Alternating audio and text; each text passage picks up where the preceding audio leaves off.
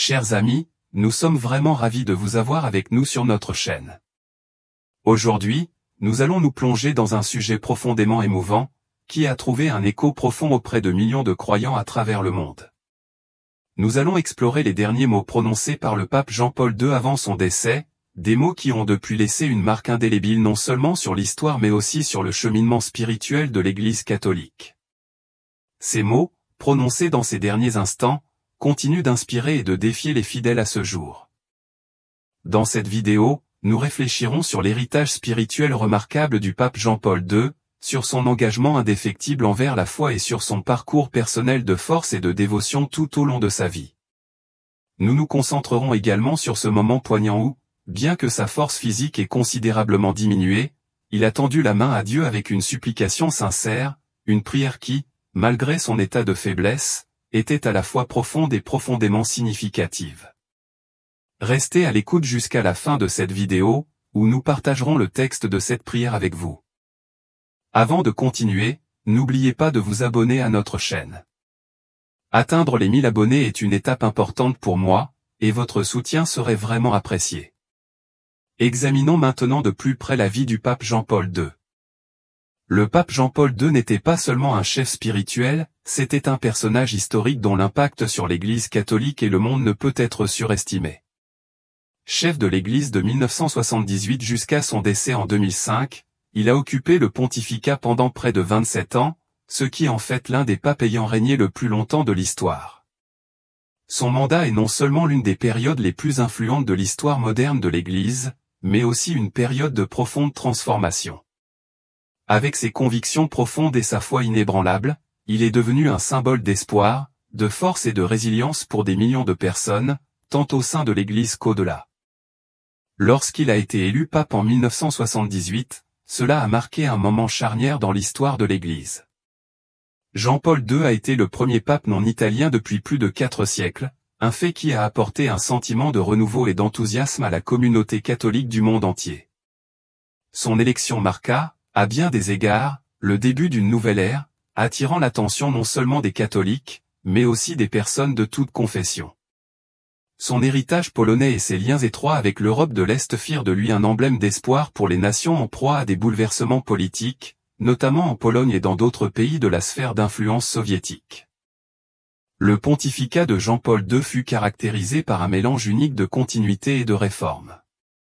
S'il conserva de nombreux aspects traditionnels du catholicisme, il fut aussi un pape qui chercha hardiment à amener l'Église au dialogue avec le monde moderne. Son implication dans le Concile Vatican II, qui eut lieu de 1962 à 1965, joua un rôle important dans la refonte des relations de l'Église avec les autres confessions chrétiennes, les Juifs et les musulmans. Il travailla sans relâche pour s'assurer que l'Église adhère aux changements que le Concile avait mis en branle, notamment en ce qui concerne son rayonnement et son engagement auprès du monde extérieur. Tout au long de son pontificat, le pape Jean-Paul II a mis l'accent sur le renouveau spirituel, l'amour et la miséricorde. Ses enseignements ont constamment exhorté les croyants à rechercher la sainteté et à s'engager activement dans la vie de l'Église. Il était un fervent défenseur de ce qu'il appelait la « nouvelle évangélisation », un appel à raviver le feu de la foi, à renforcer les liens de prière et à tendre la main aux autres pour leur transmettre le message de l'amour du Christ. Dans ses sermons et ses écrits, il a constamment cherché à inspirer et à encourager les catholiques à embrasser la plénitude de la foi chrétienne, tout en relevant les défis du monde contemporain. L'influence du pape s'est étendue au-delà de la chair, car il s'est exprimé sur certaines des questions les plus urgentes auxquelles le monde est confronté. Ses encycliques ont abordé des questions morales et éthiques, condamnant des pratiques telles que l'avortement, l'euthanasie et la violence. Il a défendu la dignité de la personne humaine et s'est prononcé contre les injustices et le matérialisme qui affligent souvent la société. Ses enseignements n'étaient pas seulement un guide pour la croissance spirituelle personnelle, mais aussi un appel à l'action pour un monde plus juste et plus compatissant. Les enseignements de Jean-Paul II ont également eu un impact profond sur la scène internationale. En période de tension mondiale, comme pendant la guerre froide, ses messages sur la paix, les droits de l'homme et la justice sociale ont pris une nouvelle signification. Sa position ferme contre le communisme et son soutien actif à la cause de la liberté humaine ont joué un rôle déterminant dans l'effondrement final du régime soviétique. Ses efforts pour promouvoir le dialogue entre les religions et les cultures ont été tout aussi importants, car il a cherché à construire des ponts entre différentes confessions et à encourager un esprit de respect et de compréhension mutuelle. En réfléchissant aux derniers moments de la vie du pape Jean-Paul II, nous nous souvenons de l'impact profond qu'il a eu sur l'Église, le monde et le cœur de millions de croyants. Son héritage, marqué par sa foi inébranlable et son profond amour pour l'humanité, continue de nous inspirer aujourd'hui. Nous allons explorer ces thèmes plus en détail et, ce faisant, honorer la mémoire de cet homme extraordinaire qui a façonné le cours de l'histoire d'une manière qui ne sera jamais oubliée. Merci d'être avec nous dans ce voyage. Et encore une fois, n'hésitez pas à vous abonner à notre chaîne si vous ne l'avez pas déjà fait, cela signifie beaucoup pour moi. Ce qui est particulièrement pertinent dans un monde où les conflits fondés sur la religion sont de plus en plus fréquents, un moment important a été son discours historique aux Juifs, aux musulmans et aux autres confessions, dans lequel il a exprimé son désir de construire des ponts entre les cultures, renforçant la paix et la compréhension. En outre, le pape Jean-Paul II a eu une forte influence sur la façon dont l'Église est perçue par la société moderne. Il a prêché activement parmi les jeunes, les appelant à la responsabilité, à la fidélité aux valeurs chrétiennes et à la lutte pour la dignité humaine. Ces nombreuses rencontres avec les jeunes lors des Journées mondiales de la jeunesse sont devenues des événements marquants, inspirant des millions de jeunes à une profonde réflexion spirituelle et à une participation active à la vie de l'Église. Ainsi, Jean-Paul II est devenu non seulement un symbole de renouveau pour l'Église catholique, mais a également eu un impact considérable sur la vision spirituelle du monde des croyants, devenant un exemple vivant de la foi chrétienne, de l'amour et du service à l'humanité. Le pape Jean-Paul II n'était pas seulement un chef spirituel, mais aussi un acteur politique puissant sur la scène internationale. Son influence sur la politique mondiale est impossible à surestimer, en particulier dans le contexte de son combat pour les droits de l'homme, la démocratie et la liberté. Le pape est devenu un opposant vif et puissant au régime totalitaire, en particulier au communisme, et a activement plaidé pour la protection de la dignité et des droits de l'homme dans le monde entier. Sa position chrétienne, ancrée dans l'enseignement de l'humanité en tant qu'image de Dieu, a constitué la base de son activité politique. Son influence a été particulièrement significative en Europe de l'Est, où il est devenu une autorité morale et une source de soutien pour ceux qui souffraient sous le rideau de fer. Son rôle dans le soutien de la lutte contre les régimes communistes en Pologne et dans d'autres pays a été crucial.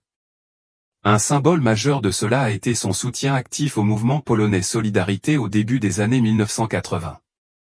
Les rencontres avec les dirigeants de l'opposition et les appels à la paix et aux droits de l'homme sont devenus des catalyseurs qui ont inspiré les gens à lutter pour la liberté. De nombreux historiens pensent que son soutien moral a joué un rôle clé dans la chute du bloc communiste en Europe de l'Est et le début de la dissolution de l'Union soviétique. Jean-Paul II s'est également prononcé activement contre la discrimination raciale et ethnique, appelant au respect des droits de l'homme et de l'humanisme dans la politique internationale.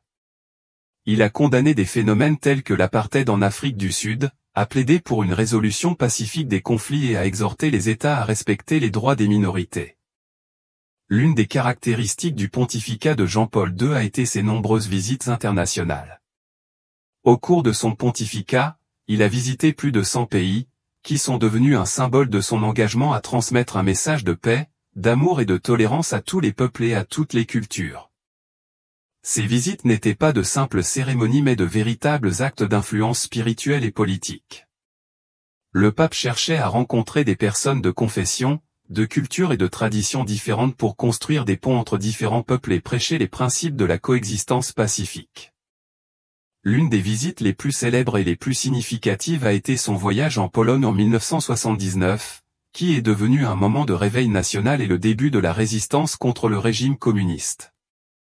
Le pape Jean-Paul II est devenu non seulement un chef religieux mais aussi un catalyseur du changement politique en Pologne et dans d'autres pays d'Europe de l'Est. Lors de ses visites dans le monde entier, le pape a constamment évoqué les questions de paix, de compréhension mutuelle et de respect des autres, indépendamment de leur race, de leur religion ou de leur statut social. Ses visites dans des pays musulmans comme la Turquie, la Syrie et le Maroc, ainsi qu'en Israël, où il a visité des lieux saints pour les chrétiens, les musulmans et les juifs, ont souligné son engagement en faveur de l'idée de dialogue interreligieux et de la recherche de la paix et de la tolérance. le pape a déclaré à plusieurs reprises que la diversité religieuse ne devrait pas être une cause de conflit, mais plutôt un motif de respect et de coopération.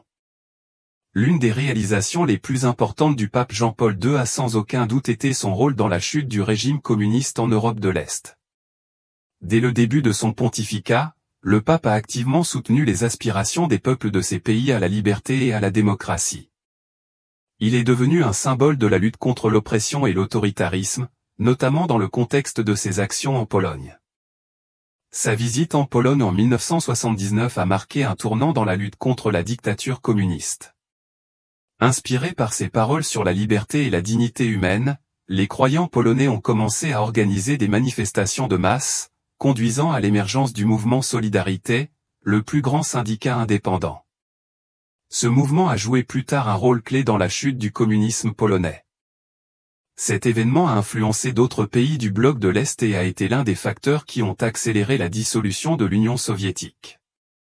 Le pape a également utilisé activement son autorité pour motiver les gouvernements occidentaux et orientaux au dialogue et à la résolution pacifique des conflits, y compris ceux des Balkans et d'autres parties du monde.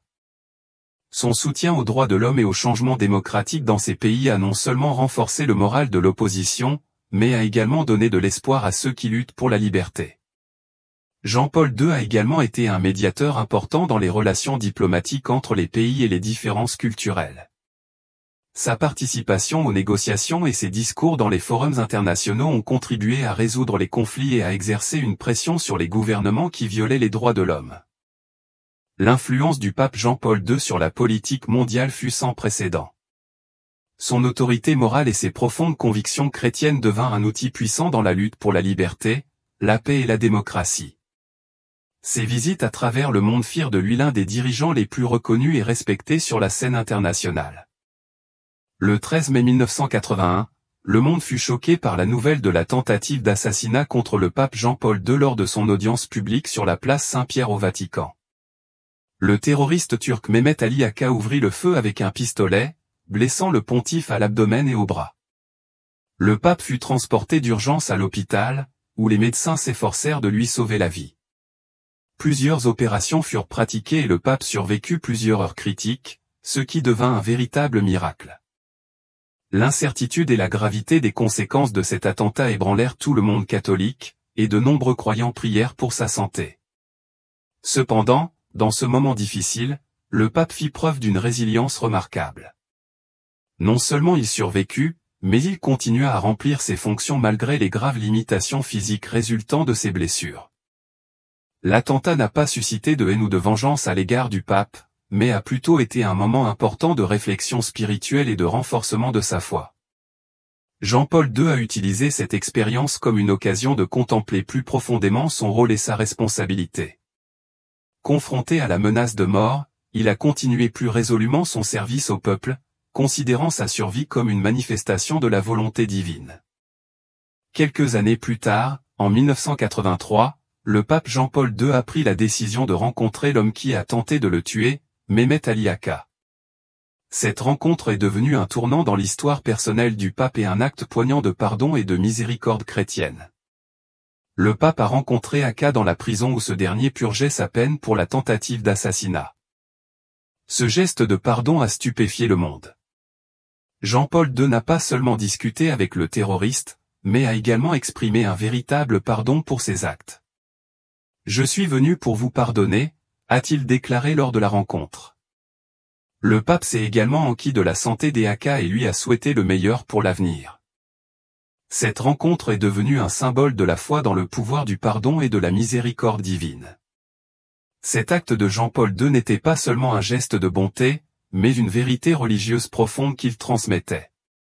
Le pardon n'est pas une faiblesse, c'est plutôt la forme la plus forte d'amour qui ouvre les cœurs et change le monde. Le pape a démontré qu'un véritable chrétien doit pardonner même à ceux qui lui causent de la douleur et de la souffrance. C'était un exemple vivant de la façon dont la foi peut vaincre la malveillance et la haine. Le pape Jean-Paul II, plus que quiconque, a montré que la miséricorde chrétienne ne se limite pas aux mots mais s'exprime par des actes. Son pardon aux terroristes est devenu un symbole de l'enseignement de la foi chrétienne selon lequel il faut pardonner même lorsque cela semble impossible. C'était aussi un témoignage de son humilité, car il croyait qu'en tant qu'être humain, il ne pouvait pas s'élever au-dessus des valeurs qu'il prêchait. Le pardon, l'amour, l'humilité ou ces qualités faisaient partie de son cheminement chrétien au service des autres. Ce n'est pas une coïncidence si après cette tentative d'assassinat, le pape s'est encore plus rapproché des croyants. Son exemple a inspiré des millions de personnes dans le monde entier à se réconcilier et à surmonter l'inimitié. Il a enseigné qu'aimer même ses ennemis est l'acte le plus élevé de vertu chrétienne qui apporte la paix et l'harmonie au monde. Jean-Paul II est devenu un exemple vivant pour toute l'Église et pour chaque chrétien. Sa vie, remplie d'épreuves et de tragédies personnelles, mais aussi de pardon, a clairement affirmé que la foi basée sur l'amour et la miséricorde est capable de surmonter toutes les difficultés et d'apporter la vraie liberté et la paix. Dans les années 1990, la santé du pape Jean-Paul II a commencé à décliner rapidement. Une nouvelle lutte a émergé dans sa vie contre des maladies progressives, parmi lesquelles la maladie de Parkinson, qui a considérablement modifié son mode de vie. Le diagnostic a été posé en 2001, mais les symptômes avaient commencé à se manifester plus tôt, avec des difficultés de mouvement et d'expression des émotions. Malgré cela, le pape a continué à exercer ses fonctions avec une force et une détermination sans précédent, refusant de laisser la faiblesse physique arrêter son ministère. Les médecins lui ont recommandé de limiter ses apparitions publiques, cependant, il a continué à assumer ses responsabilités, à voyager et à diriger des événements vitaux. Son combat contre la maladie est devenu un exemple important pour les croyants du monde entier, montrant comment on peut conserver une force spirituelle et un désir de servir même dans les conditions les plus difficiles. Sa résilience face à la maladie a inspiré des millions de personnes, les aidant à faire face aux défis de leur propre vie. Au cours des derniers mois de sa vie, le pape Jean-Paul II était presque entièrement limité dans ses mouvements. Il s'est retrouvé à l'hôpital, où son état s'est détérioré de jour en jour. Pourtant, même dans les moments de faiblesse physique, le pape a continué à prier, et ses prières sont devenues une partie essentielle de sa vie et de son adieu spirituel. Il a demandé à ses proches et à ses plus proches collaborateurs de prier pour lui, et dans ces derniers moments, il a répété des paroles de prière, soulignant qu'il plaçait sa confiance totale dans le Seigneur. Dans les derniers jours de sa vie, le pape a exprimé sa disponibilité à rencontrer Dieu. Pendant ce temps, il a prononcé ces dernières paroles, qui sont restées dans le cœur des croyants, « Laisse-moi aller à la maison du Père ». Ces paroles n'étaient pas une simple supplication mais un acte de dévotion totale et de disponibilité spirituelle, reflétant sa foi profonde et son idéal d'humilité. Le pape était pleinement conscient que son heure était venue, et avec la paix dans son cœur, il a accepté l'inévitable. Dans les derniers instants de sa vie, le monde a été témoin d'une profonde leçon spirituelle qu'il a laissée aux fidèles. Il a démontré à quel point la foi, l'humilité et la volonté d'accepter la volonté de Dieu sont cruciales. Son adieu spirituel n'est pas seulement devenu un acte de conclusion de sa vie, mais aussi une inspiration pour des millions de personnes à qui il a consacré sa vie. La mort du pape Jean-Paul II, le 2 avril 2005, a laissé un vide qu'il sera difficile de combler. Cependant, son héritage continue de vivre. L'influence du pape sur l'Église catholique et sur le monde est impossible à surestimer. Ses leçons sur l'amour, le pardon et le courage spirituel continuent d'inspirer les gens du monde entier. Son travail dans le domaine spirituel, ses efforts actifs pour améliorer les relations entre les différentes religions, ses combats pour les droits de l'homme, son aide aux pauvres et sa recherche de la paix font partie intégrante de son héritage. Il a activement contribué au renouveau de l'Église catholique, surmontant de nombreuses barrières traditionnelles et appelant à un dialogue ouvert et honnête avec le monde qui l'entoure. Il a accordé une attention particulière aux jeunes, les rencontrant régulièrement et les motivant à entreprendre des actions fondées sur l'amour et le service. En outre, le pape a laissé des messages spirituels d'une importance capitale qui ont eu un impact sur la pensée chrétienne mondiale. Ses visites dans des pays en crise sociale et politique ont contribué de manière significative au processus de réconciliation et de compréhension entre les nations. Il a activement soutenu l'écuménisme, favorisant le rétablissement des liens entre les différentes confessions chrétiennes et surmontant les animosités historiques. L'héritage du pape Jean-Paul II perdure bien au-delà de ses écrits et de ses documents. Il est ancré dans la vie de chaque individu qui a trouvé l'inspiration dans sa foi inébranlable et dans son exemple profond. Ses paroles, ses actes et ses aspirations résonnent dans le cœur des chrétiens du monde entier et résonnent encore dans la mémoire spirituelle collective des croyants. En effet, l'influence continue de ses enseignements et la poursuite de la mission de sa vie constituent son ultime testament spirituel, un adieu qui transcende le temps et l'espace. L'une des réflexions les plus poignantes de sa foi est capturée dans la prière qu'il a partagée, qui révèle la profondeur de son abandon à la volonté de Dieu et la paix qu'il a trouvée dans cet abandon. Voici le texte intégral de cette prière sincère. Astérisque, Seigneur, tu m'as appelé à toi. Tu as guidé mon voyage à travers les méandres de la vie. Dans les moments de joie comme de tristesse, dans les moments de triomphe comme de défaite, j'ai parcouru ce chemin à tes côtés. Maintenant, dans ce moment final, je ne te demande qu'une chose, ouvre les portes de ta demeure éternelle, ô Seigneur, et permets-moi d'entrer dans le sanctuaire de ta présence. J'accepte ta volonté avec un cœur plein de gratitude, et je prie pour que chaque pas que j'ai fait sur terre m'ait rapproché de toi.